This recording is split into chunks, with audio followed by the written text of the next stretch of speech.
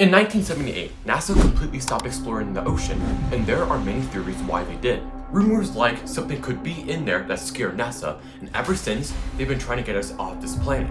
And for many years since, NASA has been through planet looking for the best one we can travel to, from the worst to the best, and I'm gonna list them. And which starts us off, totally inhabitable, WASP-76b. This planet was discovered on October 21st, 2013 by the WASP program. Its type is a gas giant, or also known as a hot Jupiter. It most likely formed from gas and dust around a young star, and likely migrated closer to the star over time. And since it's getting closer to its star, it's so close that it melts its atmosphere and rains down molten metal. Temperatures over there can reach over 450,000 degrees, which also concludes it's totally uninhabitable. If we were to travel over there at the speed of light, it will take 640 light years to get there. Of course, we can't travel at the speed of light, so we can use the fastest man-made satellite object in space, the Parker Solar Probe. It was launched by NASA back in 2018 and travels around 600,000 miles per hour and orbits the sun. And if we were to somehow travel on it, it would take about 11 million years. And which concludes, first of all, why would we ever want to travel there? And second of all, it leads us to the next planet. HD 189-733b, unlivable. Same as the last planet, its type is a gas giant and it formed similar to Jupiter. It formed far away from its star and migrated inward.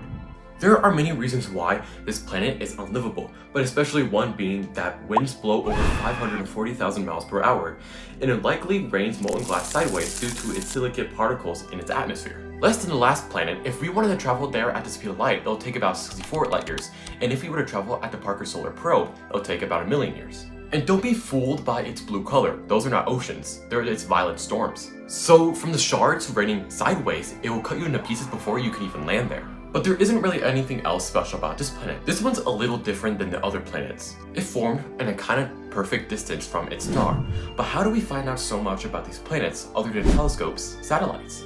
NASA puts so much into these satellites that we don't even know how. And if you want to learn more, check the description to click the link to buy my free ebook that you can learn about almost everything about every satellite created.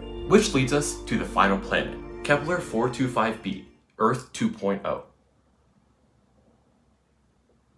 Its type is super Earth, and it formed in an habitable zone of a sun-like star. It has a similar orbit pattern to its star like ours, and has the same day length as our planet and probably the same climate.